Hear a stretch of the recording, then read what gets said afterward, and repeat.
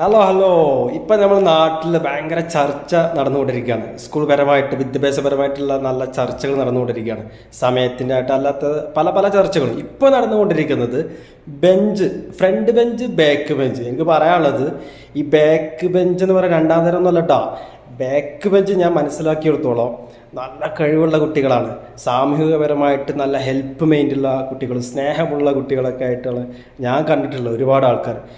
അത് സാമൂഹികപരം എന്തെങ്കിലും പ്രശ്നം വന്നു കഴിഞ്ഞാൽ അവർ മുന്നിട്ടിറങ്ങി പല പ്രശ്നങ്ങളും തീർക്കുന്നതൊക്കെ നമ്മൾ കണ്ടിട്ടുണ്ട്. മാത്രമല്ല, ഇപ്പോഴത്തെ അവരുടെ സിറ്റുവേഷൻ കാര്യങ്ങൾ നോക്കുമ്പോൾ നല്ല ഹൈ ലെവലിലായ ആളുകൾ, വിദ്യാഭ്യാസപരമായിട്ട് പല ഭാഷകൾ സംസാരിക്കുന്നവരുണ്ട്. എന്താ ക്യാഷായിട്ടും അല്ലാതൊക്കെ നല്ല ഉന്നതിയിലെത്തിയ പല ആളുകളുണ്ട്. അതേ സ്ഥാനത്ത് ഫ്രണ്ട് ബെഞ്ചിൽ നിന്ന് ഇരുന്നവർ പലതിലും എത്താത്തവരുമുണ്ട്, നല്ല നിലയ്ക്ക് എത്തിയവരുമുണ്ട്. പിന്നെ അത് മാത്രമല്ല, ഇപ്പോഴത്തെ പ്രശ്നം എന്താ വെച്ചാൽ ഈ യു ഷേപ്പിൽ ഇരുത്തുക എന്നതാണ് ഇപ്പോഴത്തെ ഒരു ചർച്ച ചെയ്തുകൊണ്ടിരിക്കുന്നത്.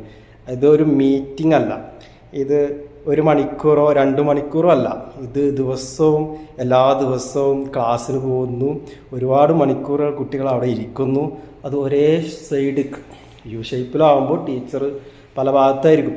അത് ഒരേ ഷേപ്പിൽ ഇങ്ങനെ ഇരിക്കുമ്പോൾ അതിൻ്റേതായ ബുദ്ധിമുട്ടുണ്ട്. കുട്ടികൾക്ക് ആരോഗ്യപരമായിട്ട് പല പ്രശ്നങ്ങൾ വരാൻ സാധ്യതയുണ്ട്. കണ്ണിൻ്റെ ആവട്ടെ, കൗത്തിൻ്റെ ആവട്ടെ, അങ്ങനെ പല പ്രശ്നങ്ങളുണ്ട്. അപ്പോൾ അത് ശ്രദ്ധിക്കണം, അത് പ്രത്യേകമായി ശ്രദ്ധിക്കണം.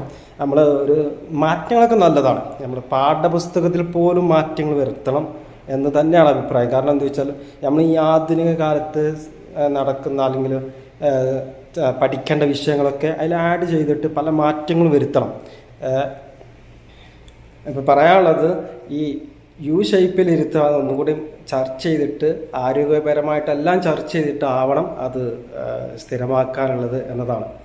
അതുപോലെ തന്നെ ഈ ഫ്രണ്ട് ബെഞ്ച്, ബാക്ക് ബെഞ്ച് എന്ന പ്രശ്നമാണെങ്കിൽ ഞങ്ങളെ ചില ക്ലാസ്സുകളിലൊക്കെ ഞങ്ങൾ പഠിക്കുന്ന സമയത്ത് ഉണ്ടായിരുന്നു, ബെഞ്ച് ഇങ്ങനെ മാറി തിരിക്കുക.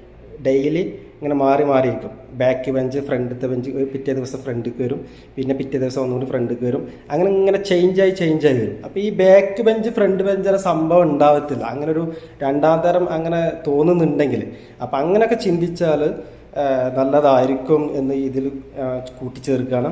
അപ്പോൾ ഒന്നുകൂടി ആലോചിക്കണം എല്ലാ വിഷയങ്ങളും. നമ്മൾ എന്ത് നിയമം കൊണ്ടുവരികയാണെങ്കിലും എന്ത് മാറ്റങ്ങൾ വരുത്തുകയാണെങ്കിലും അത് ബുദ്ധിപരമായിട്ടാണെങ്കിലും അല്ലെങ്കിൽ ആരോഗ്യപരമായിട്ടാണ്, ഇതിലെല്ലാം മാറ്റങ്ങൾ സംഭവിക്കുമ്പോൾ എന്തെല്ലാം പ്രശ്നങ്ങൾ വരും, എന്തെല്ലാം നല്ല കാര്യങ്ങൾ, ചീത്ത കാര്യങ്ങൾ, ഇതൊക്കെ ചർച്ച ചെയ്തിട്ട് കൊണ്ടുവരണമെന്ന് വിനീതമായി അപേക്ഷിക്കുകയാണ്, അഭ്യർത്ഥിക്കുകയാണ്. ഓക്കെ.